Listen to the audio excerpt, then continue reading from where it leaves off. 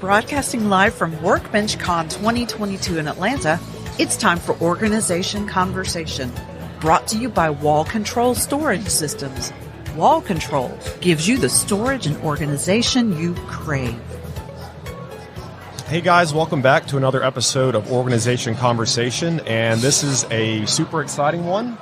We've got Tamara from, you might have heard her name from Mythbusters, as well as Nick from Midnight Science Club. Thanks for being on, guys. Yeah, thanks for having us. Of course, happy to be here. So rather than me try to explain you as best as I can, how about you tell our audience a little bit about you? So we'll start with you, Tamara. Yeah, so I'm Tamara Robertson. Most people have been introduced to me in their living rooms through Mythbusters, Mythbusters Jr., as well as a science prank show called Side Jinx. But I also am hosting a show called Maker Science with Midnight Science Club.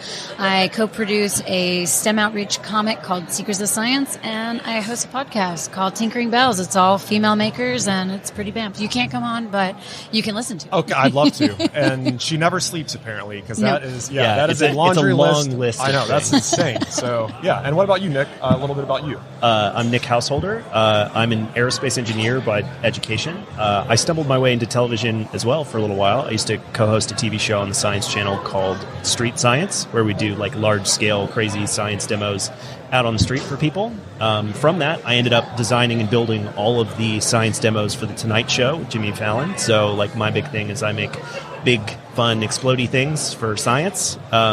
Which is why we're friends. Yeah. Exactly. I mean, Tamara and I were on TV around the same time, and that's how we first kind of started to get to know each other. It was actually the explosions that brought us together, not the TV, but... Yeah. We're both no longer doing that, so...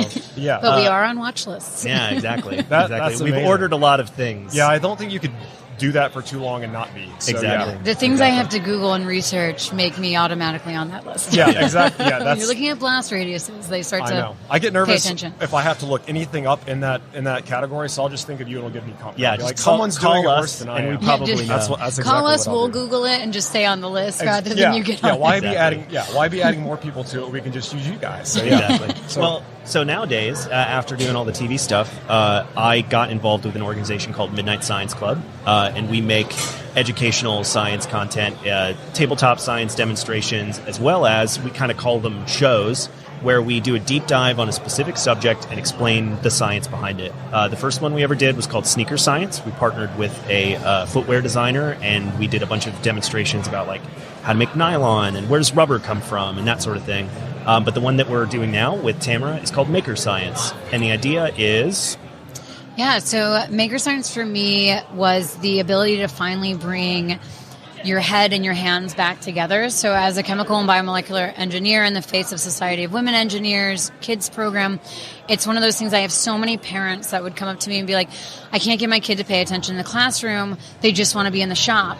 And I look at them and go, you're not going to want to hear this, but SpaceX needs welders more than they need engineers, and they pay them 10x. Like, had I known about the ability to apprentice and learn an artisanal craft, I would have done that instead of being bored in a classroom for college. And so being a part of this maker community for so long and getting to know and love every single person that's in here, and realize that, you know, if you want to talk about metallurgy, head to a shipyard, because those welders have their welds X-rayed at any point and have to know more about material science than I learned Absolutely. in 5 years of college. Yep. It's one of those things that, you know, meeting Midnight Science Club, having known Nick for years, they were like, is there something you want to make? And I've been wanting to make Maker Science forever. And I have this entire community that has told me that if I can make it, they will come and we will just inspire the next generation. And so what we do is I go in and I meet with people like Jimmy DiResta. They teach me an artisanal skill. And then I go and I teach the STEAM components behind it.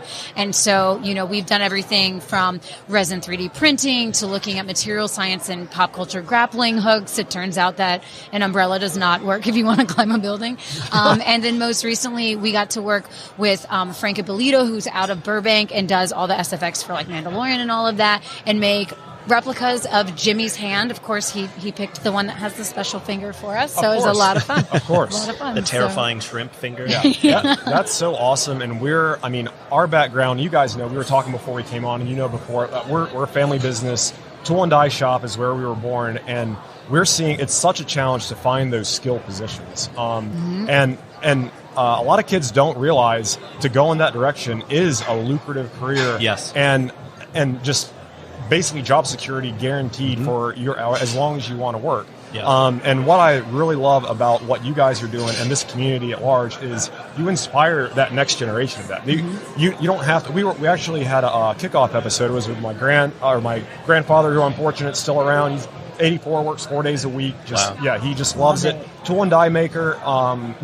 Grew up, just working hard with his hands. And the first thing he said, he was like, college wasn't an option for me. It wasn't anything I even wanted to do. And he was like, I took an apprenticeship, and that led to the next thing. And it's like, I feel like a lot of youth think that if they don't go to college, that they can't take these powerful next steps. And you guys are showing them, yes, you can. So. Yeah, and it's funny. I grew up in a no stoplight town. I've been tinkering with my dad since I was knee high to a duck, rebuilding engines and homes, and I had never been exposed to an engineer at all. So when I got to school and I left, I got really lost on the way to graduation. I was actually a history major because I was going to go military like my family had, but I had my Air Force appointment rescinded because of my childhood asthma. So I had to kind of kill some time before I could go back into the officership program with them. So I was like, okay, I'm going to go and do this.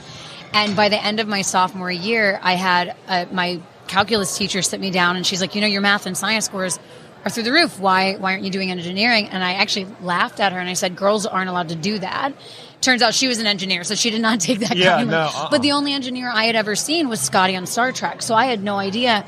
And I went in and I did the engineering course, but as I progressed through my engineering career, I was falling further and further away from the shop floor. I started out as a facilities design engineer in the vaccines field. I got to be hands-on every day. I was there putting up walls. I was there testing everything out.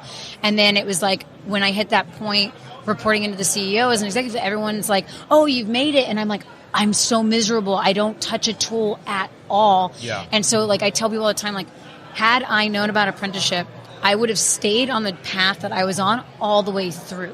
I would still be doing what I went to school for if that had been it, versus going into a classroom and being forced into this route where you end up flying a desk the whole time. Yeah, exactly. And I have a similar story sort of from my background, because growing up, I would watch television and movies and that sort of stuff, and I loved special effects. And the first thing I would do anytime I saw a movie I loved would be watch the special features and see how they made the movie. And I remember I wanted to do that. And for me, looking at it, I said, that's probably not a job I can do because I don't know anybody who does that job. I live in the middle of nowhere. How do I do that? And thankfully, I could kind of handle the math. And I was like, well, I like airplanes, so I'm going to go do airplane stuff. And where I really, really fell in love with making things to the detriment of my education was we had a program called Design, Build, Fly where we could build remote control airplanes as part of the Aero program. And I would not sleep and instead be in the lab building planes.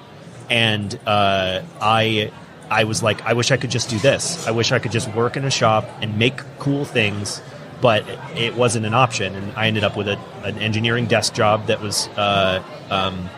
we called it glorified party planning. And in a lot of ways, the engineering fields, you get to do maybe hard hands-on engineering for a little bit at the beginning of your degree, and then it becomes you're a manager of people, typically. Exactly. Or projects, right? Yeah, it's exactly. project management, people management, funding management. Exactly. Yeah. My background's mechanical engineering, and it's the same kind of thing. Yeah, you find yourself doing very little of that and a lot more, just people management. Exactly. So, couldn't agree more. So, I guess what would you say to young folks that are out there that want to follow in your shoes? What steps should they take? What opportunities should they be on the lookout for? Things that kind of helped get you guys to where you are today.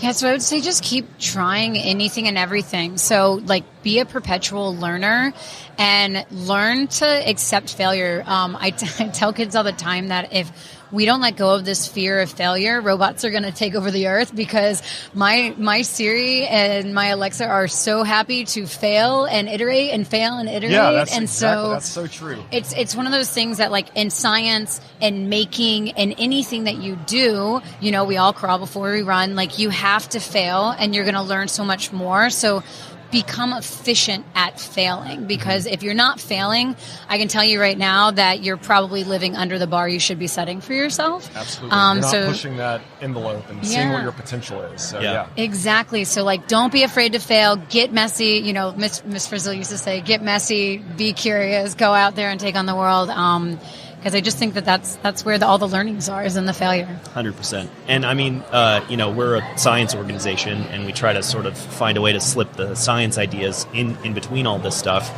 And failure is a central part of learning and discovering things in science. Yeah, failure is just a lesson. Yeah. And the failure part, I think, is it hurts the ego a little bit, but it's just a lesson learned. Yeah, that's all it is. No, So, if you are a good scientist, it is not a matter of whether or not you succeed or fail when you do an experiment.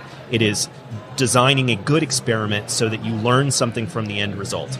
Absolutely. So it's come up with an idea, try it, and if it doesn't work, you learn something from it. The end result isn't the value that you gained out of doing an experiment. It's what you learned doing it. And I think that's true in making. I think that's true in life. I think it's true in science. And I think that's a big, the philosophy of science is very much be curious, explore, understand failure, and learn from it. Awesome.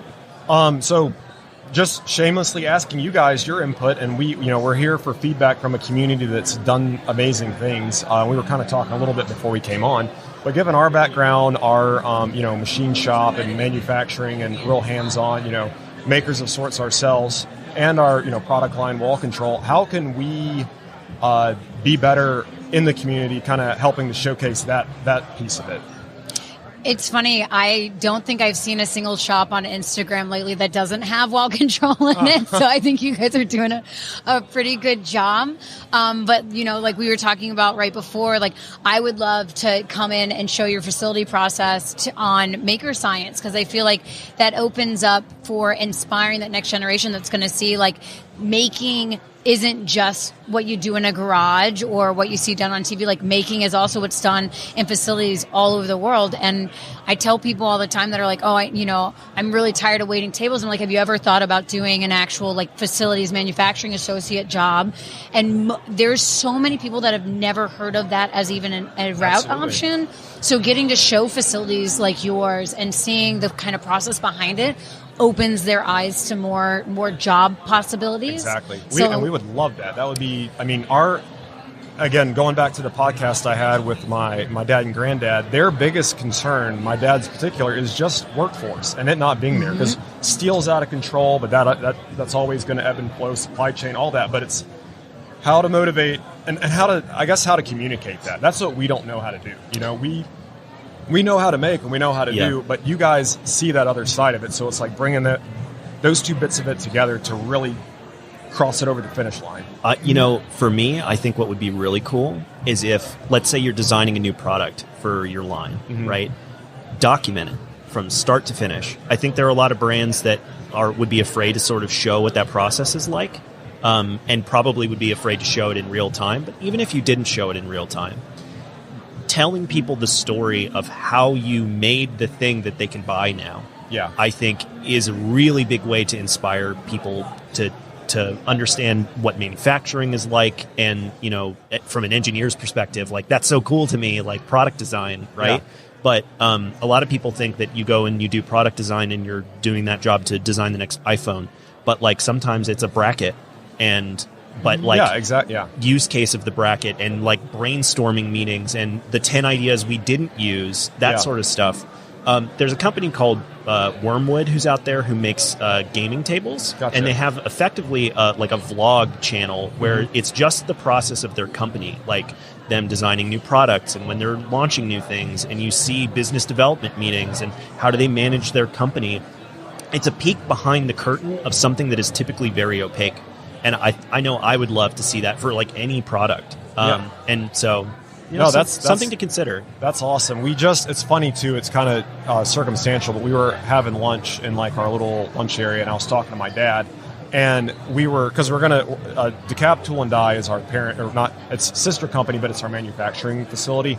and the website's super old and just doesn't work well, so we're going to get a new one going. He was like, we just need, the content needs to be different to show what we're doing. He was like, people need to see our equipment and what we're doing, and then they can see, oh, we could use their services. And I was like, well, let's start an Instagram account. And so my dad, we Tool Die Shop, it's like got 5 followers, but it's just where we can document these things we've never taken pictures of and shown the process. And then we can, add that to a gallery like on our website. But I mean, it's like, you guys are so creative, and just the laundry list of things you guys have done, like, we don't think about things like that, so it's super inspiring, and, these conversations really help make us better and communicate what we're doing, to the community, and hopefully maybe even inspire, some kids or folks who even want to just change careers. Maybe they found themselves on that, college track, management, and it's time to do something different. So, yeah. Yeah, I would also, the one other idea that just came to mind, though, is something that we do in science is called think tanks. Mm-hmm. And I do know that I've seen quite a few makers that have started 3D printing their own adaptation holders for different things. Mm-hmm. So like almost crowdsourcing the idea for your next product. So kind of like picking back off of that, right? Like being like, hey, we know that you guys 3D print your own brackets. Like let's work this together. And then you can kind of show that process. And it's not anything that someone can then steal and do for you. That's fantastic. Yeah. And specifically, you could do something where you would do partnerships with people who are here in the maker community. Exactly. And be like, bring on Tamara. And Tamara comes on, and like you guys get to design a cool new part with Tamara. And then that whole process, and like this is the Tamara part or whatever. But I've seen it work in like other industries, not just what we're doing. I play video games, and something that the game Overwatch has been doing is bringing prominent digital media creators who make content about their game, and they're letting them design game modes for the game that last a few months or something like that. But at a time where the game has been sort of fizzling out, it has reinvigorated the player base because they're getting to connect with the content creators that they like, and it's helping the brand and it's helping the content creators, and it ends up being a really good partnership. I love that. Yeah, I think that would be cool. The mutually beneficial collaboration. Not just the one-to-one benefit of it, but like what you can like. It's like greater than the sum of its parts for everybody involved, and thinking in those circles has gotten us kind of where it has gotten us today. Just weird creative partnerships that even like. I'm looking at, the Hang Time custom printed artist series. It's beautiful. Yeah, it's like these are things we would never have thought about when we first started it, but you get creative people together and they're like, hey, let's try doing this, and boom, a great idea comes up. So, yeah. Cool. Even, like I said, you could even just start looking at accounts, because there's already people that are doing cool bracket adaptations, and then just bring them in, and then you guys put out a 3D printing file, or you start making the bracket yourself, and it becomes a collaborative thing. Yeah, awesome. Well, it's been, I don't want to take all your day up here at WorkBenchCon. It's been an absolute blast having you guys on. So we've already touched on all of it, but please give everybody how they can get in touch with you. I've been telling folks, what's your ideal customer look like, or who's the person you're trying to reach, and how can they find you? Speak to that a little bit with all your different things you got going now. So the best way to find the content that we make is Midnight Science Club. We're on basically every social media platform.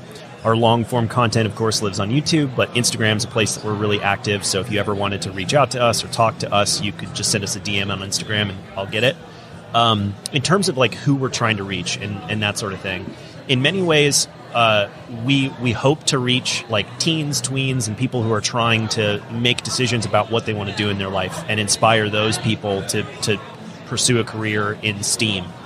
That being said, what we make at Midnight Science Club is for the whole family, right? We teach you everything from how friction works to, I don't know, something more complicated like a deadly gas that'll kill you but will melt a penny, so really, if you love curiosity and you love learning about the world, you'll enjoy Midnight Science Club. Awesome.